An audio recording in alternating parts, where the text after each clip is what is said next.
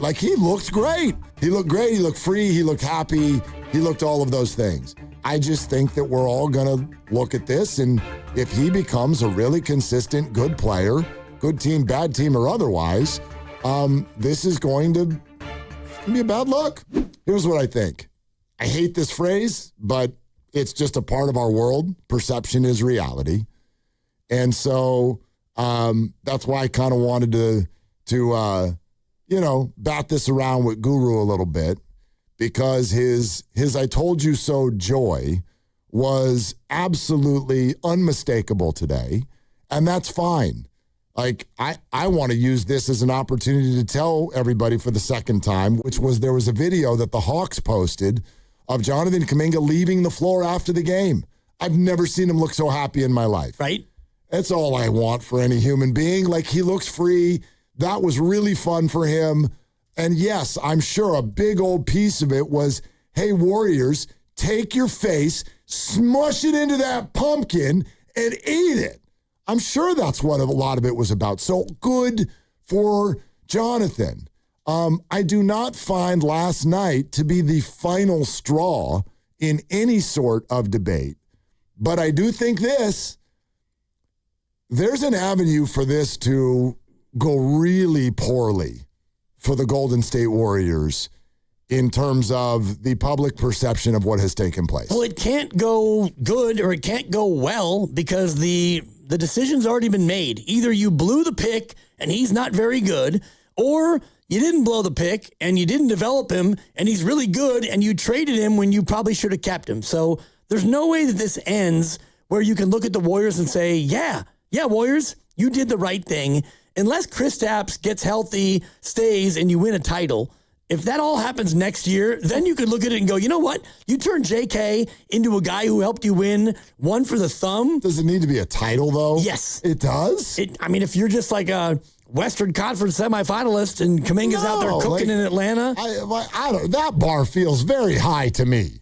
Well, for me, the bar is already set so high because you had a lottery pick, number 7, and you took a guy that either wasn't good, we'll see, you didn't develop, some think that's the case, you gave up on too soon, you held too long, whatever happened, your net return from Kuminga is Kristaps Porzingis. And so, if Porzingis' salary slot becomes somebody next year and that somebody helps you do something special, then maybe you can mitigate the loss. But right now it comes down to either it's one giant L or it's two giant L's. I largely agree. I don't really necessarily at this point in any of their careers put the bar there where it's like somebody's got to help you win a title or this was a failure, because that sort of presupposes the idea that you feel like if Kuminga had stayed, then he would have led them to a title. And I don't think at this point even his biggest fans don't feel that way. Like, that's just too far down the road. Maybe not led, but maybe he would have been a part of it. Yeah, I just think I look at it in a little bit more of a simplistic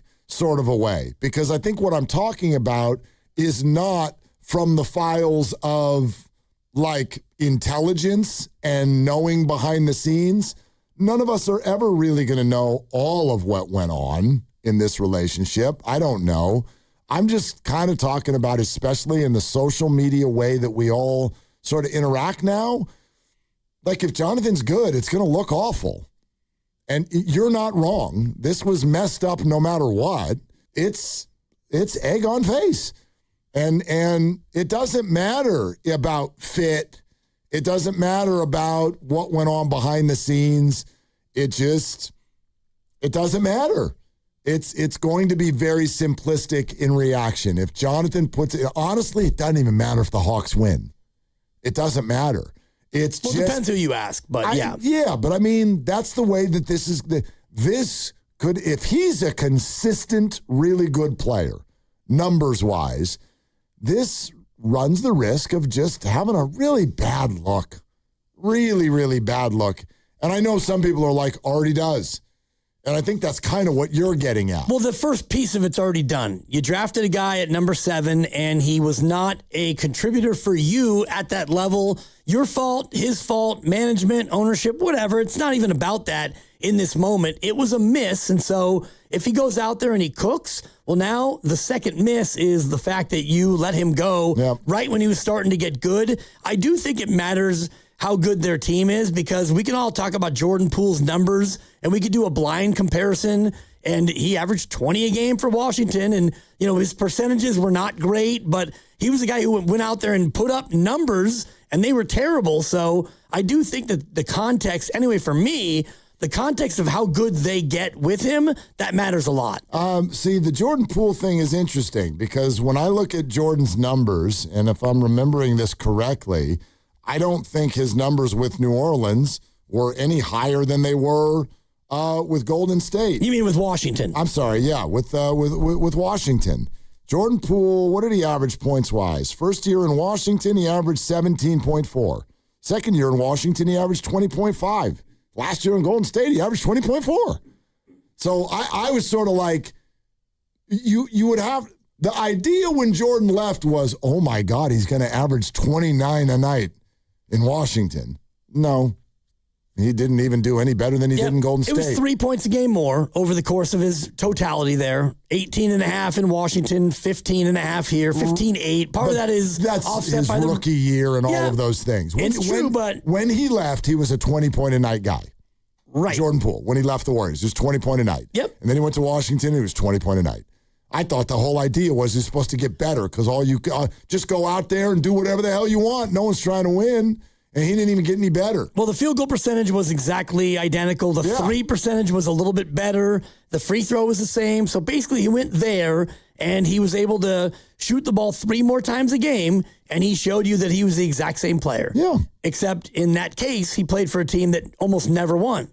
And now he's in New Orleans and he doesn't always get to play. And he is a guy who, he's off the bench. He's a good 7th or 8th man. He's going to be that kind of a player, I think. Yeah, I really don't know. I don't know what the whole plan is for him, and coming off of injury, I didn't necessarily think he was even going to get that many minutes. Plus, if you do watch the highlights, I don't want to make it about, like, they're all NBA teams. And a third of the league is tanking and all that, so whatever. Like, a lot of Steph Curry's numbers come against crappy teams. So I don't really do a whole lot with that. But did you watch the highlights? Half of his dunks, he was the only person on that end of the floor. Yeah. Like Washington, it looked like the youth games that you officiate. It's like no one's even there. No one was even there. Now, he hit his 3-pointers, so, like, good on you. He had a really, like, he looked great. He looked great. He looked free. He looked happy. He looked all of those things. But that's kind of what I'm getting at. I think you're calling for nuance, and I'm not trusting that it will be there. I just think that we're all going to look at this, and if he becomes a really consistent, good player, good team, bad team, or otherwise, this is going to be a bad look. Yep. It's going to be a bad look for the I Warriors. think it's already a bad look. And, we did this whole thing with the Niners before they got into the end of the year, like satisfaction ratings, and you and I were both at about a 7, and there's no way that number could go down. Even if they lost to Seattle, they did. And even if they lost the first playoff game, they didn't. But our satisfaction ratings on the year, they were rock solid based on what they had done. So if you want to talk about your dissatisfaction rating, scale of 1 to 10, with the whole Kuminga experience, I don't know how much more dissatisfied you can be. Even if he goes out and he's great, I mean, if he's great, he's an all-star and he wins a title, sure, it can get worse. But right now, my dissatisfaction, and I'm not pointing the blame at him, Steve, Mike, Joe, or anybody other than all of them. Or everybody, but right. My dissatisfaction's at about a 6.5, Yeah. and I don't even know how much higher it can get. Yeah. What a weird deal. Weird. What a weird And I'm just in the place of, like, he had 27 in 24 minutes. Good for you. I'm happy for him. I guess I'm happy for the agent. I had to unfollow him. It's just enough. He was at the game.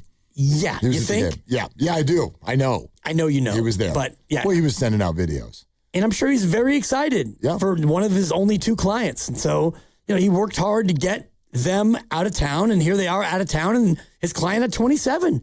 Good on you.